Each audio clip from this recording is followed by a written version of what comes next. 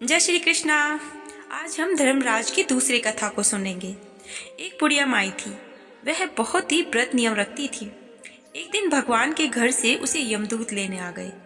बुढ़िया माई यमदूत के साथ चली गई। आगे बहुत ही गहरी नदी बह रही थी।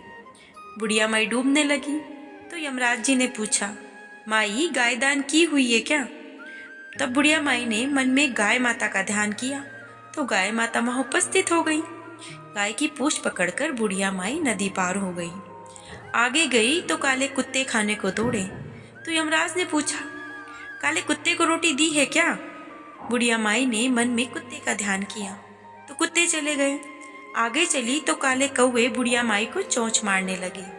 तब यमराज ने कहा कि ब्राह्मण की बेटी के सिर में तेल लगाने को दिया है क्या या फिर नहीं? तो बुढ़िया माई ने ब्राह्मण की बेटी को याद किया तो कौवों ने चोंच मारना छोड़ दिया।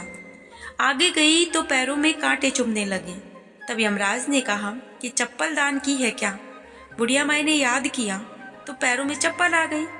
आगे चली तो चित्रगुप्त जी ने यमराज जी से कहा, आप किसको ले आए हो? तो यमराज ने कहा कि बुढ़िया माई ने दान पुण्य तो बहुत किया है पर धर्मराज का कुछ भी नहीं किया, इसीलिए आगे के द्वार बंद है। तब बुढ़िया माई बोली कि मुझे 7 दिनों के लिए धरती पर जाने की आज्ञा दो। 7 दिनों तक कहानी सुनकर उद्यापन करने के बाद मैं वापस चली आऊंगी। बुढ़िया माई वापस धरती पर आ गई। पूरे गांव में खबर फैल गई कि बुढ़िया माई भूतनी का रूप धारण करके आ गई है। वह अपने घर गई तो बेटे बहू ने भूतनी समझकर घर के द्वार बंद कर दिए। तो उसने अपने बेटे बहू को कहा कि मैं भूतनी नहीं हूँ, मैं तो धर्मराज के कहने पर यहाँ वापस आई हूँ और नियम के अनुसार प्रत्येक दिन धर्मराज की कहानी सुनकर उद्यापन करके मैं वापस परलोक चली जाऊंगी। ये सुनकर बेटे ने उद्यापन की पूजा की सभी सामग्री एकत्रित कर दी, लेकिन कहानी का हुंकारा नहीं भरा। तब बुढ़िया माई पड़ोसन के पास गई और कहानी सुनने को कहा। पड़ोसन ने कहानी सुनी और कहानी का हुंकारा भर दिया। बुढ़िया माई ने 7 दिनों तक पूजा की, उसके पश्चात उद्यापन कर दिया और सभी सामान दान कर दिया। तब धर्मराज ने बुढ़िया माई के लिए धरती पर विमान भेजा।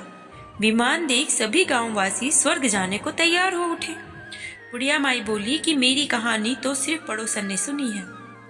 तो सभी गांव वालों ने बुढ़िया माई के पांव पकड़ लिए और धर्मराज की कहानी सुनाने का आग्रह करने लगे।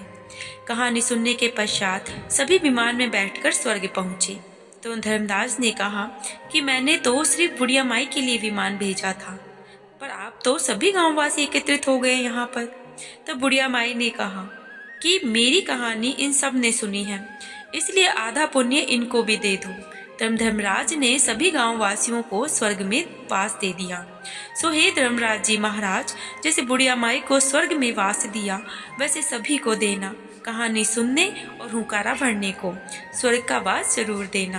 बोलो धर्मराज यमराज महाराज की जय।